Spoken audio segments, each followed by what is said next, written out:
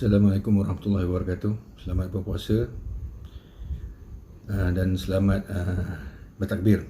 Kita seperti yang telah kita maklumkan bahawa selepas subuh pagi tadi kita sudah mula start takbir lah.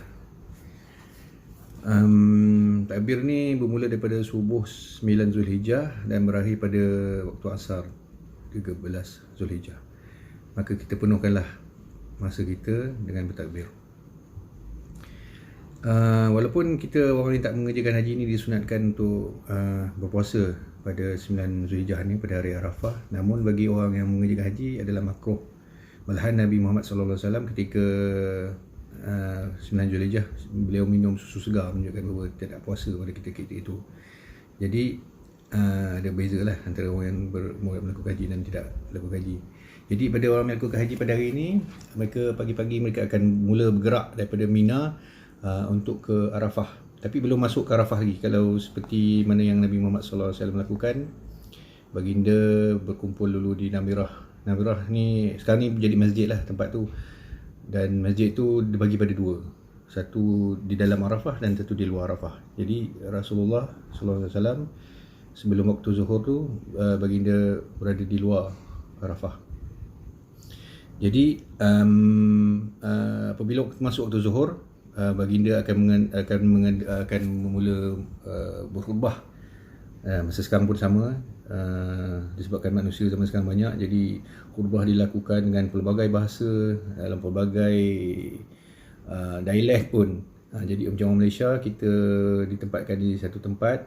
Jadi Malaysia satu tempat, Indonesia satu tempat. Jadi masing-masing kemah-kemah negara masing-masing akan ada khatib masing-masing lah, akan melakukan khutbah Arafah. Jadi waktu Nabi dulu selepas khutbah, baginda akan mengarahkan orang untuk melakukan azan. Jadi sebab macam ketika hari Tarwiyah, baginda melakukan solat Zuhur, Asar, Maghrib, Isyak dan sebagainya itu berasingan, iaitu kasar tapi tak jamak. Tapi untuk hari Arafah ni, baginda mengarahkan umat untuk melakukan secara jamak dan kasar. Jadi sembahyang Zuhur dan Asar akan dilakukan secara jamak takdim, sebab tujuan adalah sebab baginda nak menumpukan seluruh orang yang mengerjakan haji ni selepas waktu Zuhur sampai waktu sebelum waktu Maghrib tu untuk tumpu pada berdoa, kerana hari Arafah ni adalah hari yang Allah makbulkan doanya. Jadi dia tak nak orang diganggu, jadi baginda memerintahkan begitulah. Jadi selepas zuhur, selepas azan akan qomat dan akan melakukan sembahyang zuhur secara kasar. Lepas tu qomat lagi sekali untuk sembahyang asar pula jadi kasar. Jadi disatukan jadi dalam jamak takdim lah. Jadi selepas itu tiada lain yang dilakukan melainkan jemaah di Arafah tu tak adalah benda lain melakukan sekali kecuali Nabi Muhammad suruh mereka berdoa lah. Jadi apa yang dilakukan melainkan berdoa sepanjang-panjang waktu, daripada zuhur sampai sembilan waktu. Jadi yang penting bagi orang yang haji adalah memastikan bahawa mereka berada di dalam sepadan Arafah. Al-Hajj wal Arafah. Jadi haji itu adalah Arafah. Jadi macam orang yang Arab yang bersih baik daripada mereka dapat sekitar Masjid Namirah, sekitar Jabal Rahmah tu kan. Jadi untuk negara lain pula masing-masing akan melakukan di kemah masing-masing lah. Dan zikir yang Nabi anjurkan untuk lakukan banyak untuk Arafah ni ialah la ilaha illallah wahdahu la syarikalah, lahul mulku wa lahul hamdu wa huwa ala kulli syai'in qadir.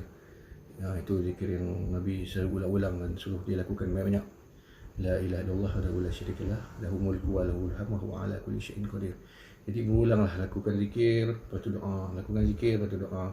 Dan doa-doa yang disarankan pun banyak. Macam Rabbana zalamna anfusana wa illam taghfir lana tarhamna lanakunanna minal khasirin. Macam Rabbana innana amanna faghfir lana dhunubana wa qina azabannar. Jadi kebanyakan doa-doa lah ketika hari Arafah ini. Jadi aktiviti berdoa ni berterusan sampailah sebelum Maghrib. Jadi saya ingat dulu masa tahun lepas ketika di Arafah, di hujung-hujung dekat waktu asar ke atas tu start hujan.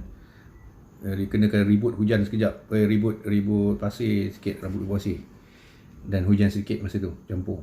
Dan hari ni pagi tadi saya tengok di Mina pun hujan lebat. Jadi mungkin ini adalah satu rahmat Allah, sebab kan kita ke hujan antara waktu doa mustajab juga. Jadi hujan doa mustajab, lepas tu ditambah pula ketika hari Arafah, jadi mungkin Allah nak menurunkan rahmat untuk memberikan lagi supaya doa-doa ni dimakbulkan lah kan. Ni tahun lepas nak dekat-dekat waktu asar ataupun lepas waktu asar tu ribut pasir, jadi kita orang yang duduk kat luar ni terpaksa masuk kat dalam kejap. Jadi masa masuk dalam kejap tu kita berdoa lagi lah supaya ribut ni segera dapat reda kan, sebab nak doa balik kat luar tu.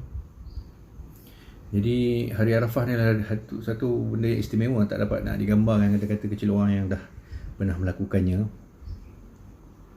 Nak cakap pun tak kerti nak cakap dengan ni tapi memang air mata tu akan mengalir automatik kan. Kita akan terkenangkan dosa-dosa kita, kita akan terkenangkan harapan kita, dan kita akan terkenangkan bagaimana hidup di dunia ni tak ada makna kalau kita tak dapat masuk ke syurga.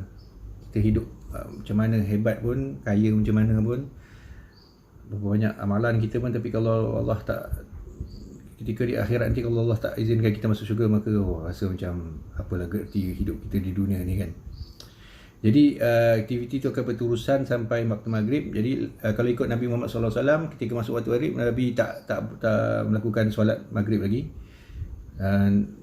Nabi dan rombongannya start terus bertolak ke Muzdalifah. Apabila sampai di Muzdalifah, baru Nabi Muhammad dan sahabat akan melakukan jamak takhir lah, iaitu maghrib disatukan sekali dengan isyak.